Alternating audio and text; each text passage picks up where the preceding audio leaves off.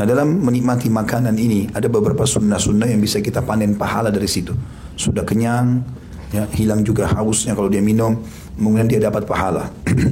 Yang pertama adalah tasmiyah atau membaca bismillah, ya, tanpa ada tambahan ar-Rahman ar-Rahim. Tidak usah bilang bismillahirrahmanirrahim. Kenapa? Kan Rahman Rahim bagus sifatnya Allah Ustaz. Karena begitu hadisnya. Nabi mengatakan dalam hadis, Sammillah, bacalah bismillah. Itu saja, ya. Maka ini lebih sesuai dengan sunnah Nabi SAW. Kalau datang lafaz hadis begitu, kita jaga kemurniannya.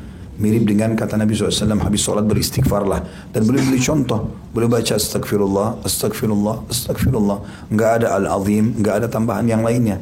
Kalau di luar sholat, silahkan. Mau ditambah astagfirullahaladzim, alladzi la ilaha illa wal hayyul qayyum wa atubu ilaih, enggak masalah.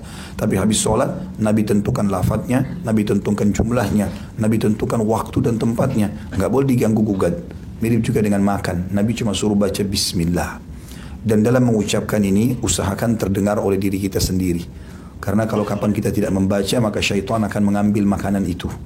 Ya, dan kita tidak boleh membiarkan syaitan mencuri makanan kita. Sampai kata Nabi SAW, kalau makanan kalian jatuh di lantai, selama itu bukan cairan, bukan jatuh di tempat yang najis, ya, bersihkanlah, makanlah, dan jangan biarkan sedikit pun buat syaitan.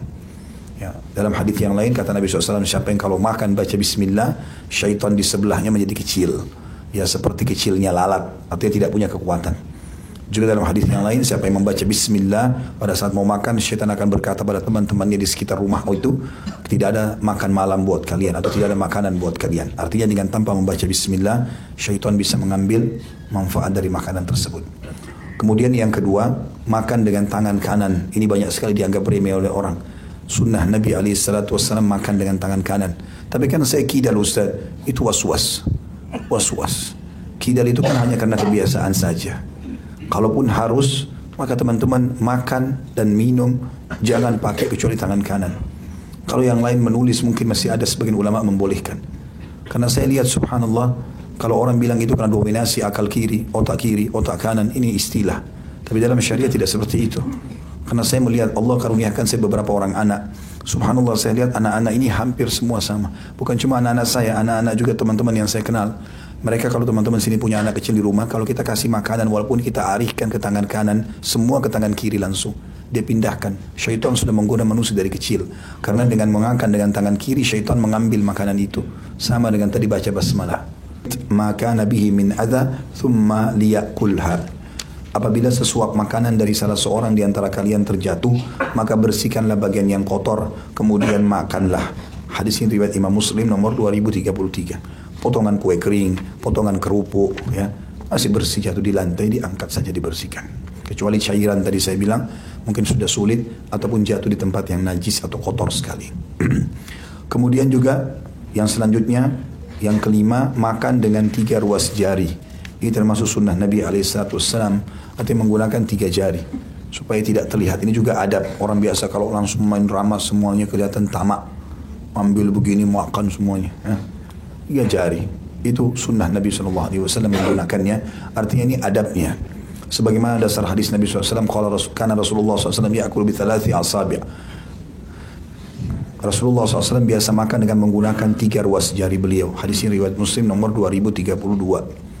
Inilah keumuman dari perilaku Rasulullah SAW. Yang demikian itu, yakni makan dengan 3 jari, adalah perbuatan yang lebih utama dilakukan manusia menurut ajaran Islam. Akan tetapi, apabila ada kepentingan lain yang erat kaitannya dengan situasi dan kondisi, seperti makanan yang terhidang berkuah, maka tidaklah mengapa tidak menerapkan sunnah ini. Ya. Kemudian juga termasuk ada adabnya adalah makan sambil duduk. Ya. Di situ ditulis cara duduk ketika makan, yaitu duduk di atas kedua lutut dan punggung kedua telapak kaki, atau kaki kanan ditegakkan dan duduk di atas kaki kiri.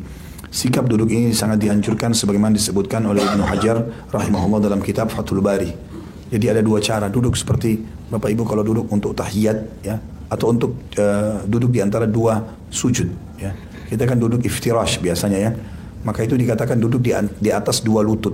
Yang maksudnya lutut kita berada di atas tanah dan punggung kedua telapak kaki atau kaki kanan ditegakkan. Jadi bisa duduk seperti orang lagi tasyahud, atau duduk di antara 2 sujud, atau dua-dua kakinya diberdirikan lalu dia duduk di atasnya. Juga termasuk anjuran adalah duduk di atas telapak kaki kiri, kemudian kaki kanan lututnya diberdirikan. Lalu seperti orang kalau mau pegang lututnya yang kanan, maka dia lakukan itu sambil kaki kiri didudukin. Ini kata sebagian ulama membantu menekan perut sehingga tidak terlalu banyak makanan yang masuk. Ya, ini diantara adabnya. Kemudian sunnah-sunnah setelah makan itu kalau sebelum makan. Sunnah-sunnah setelah makan. Yang pertama, memakan sisa makanan yang terdapat di piring dan menjilati jari jemari. Kalau dia menggunakan jari. Kalau dia menggunakan sendok berarti sendoknya dibersihkan. Rasulullah SAW memerintahkan kaum muslimin agar memakan sisa makanan yang terdapat di piring. Dan agar mereka menjilati jari jemari setelah menyantap makanan apapun. Demikianlah yang dianjurkan atau disunnahkan oleh beliau sebagaimana sabdanya, innakum la tadruna fi ayyihil barakah. Sesungguhnya kalian tidak mengetahui di bagian manakah dari makanan itu yang mengandung berkah. Hadis ini riwayat Muslim nomor 2033. Juga termasuk sunnahnya larangan Nabi SAW untuk makan dari pertengahan makanan. Jadi misalnya ada piring makanan nasi, kita dilarang makan langsung dari tengah-tengahnya. Atau roti kita cuil langsung tengahnya. Tapi Nabi SAW menyuruh kita memakan dari pinggirnya. Karena umumnya keberkahan Allah letakkan di tengah-tengah makanan tersebut. Artinya berkah itu kalau begitu kita makan langsung kenyang. Ya, langsung kenyang. Berkah artinya tercukupi atau mencukupi. Maka termasuk sunnah Nabi SAW makan dari pinggirannya, baru kemudian makan tengahnya. Itu ditarik dalam semua jenis makanan yang kita makan ya. Kemudian yang kedua, setelah makan, membaca Alhamdulillah setelah makan. Anjuran mengucapkan alhamdulillah ini didasarkan dengan hadis Nabi SAW. Inna Allah la yarda anil abdi an ya'kula al-aklata fayahmadahu alaiha. Sesungguhnya Allah ridha, artinya Allah ridha, Allah akan memberikan semua kebutuhan hamba tersebut pada setiap orang yang kalau makan makanan ia memuji Allah dengan mengucapkan alhamdulillah atas makanan tersebut. Hadis riwayat Muslim nomor 2734. Termasuk doa yang mulia dan ini saya sarankan teman-teman hafal semuanya karena tidak panjang, pendek dan keutamanya besar sekali. Kalau kita habis makan baca ini maka sudah kenyang perutnya, diampuni dosanya. Sesuai dengan Nabi SAW pernah ajarkan alhamdulillahilladzi at'amani hadha wa razaqanihi min ghairi haulin minni wala quwwah. Alhamdulillah segala puji bagi Allah alladzi yang at'amani yang menjadikan atau memberikan makanan ini, at'amani hadha memberikan makanan ini untukku, wa razaqanihi dan menjadikannya sebagai rezeki bagiku, min ghairi haulin minni wala quwwah tanpa ada daya dan kekuatan dariku. Ini kata Nabi SAW, siapa yang membacanya maka akan diampuni dosa-dosanya yang telah lalu. Ya.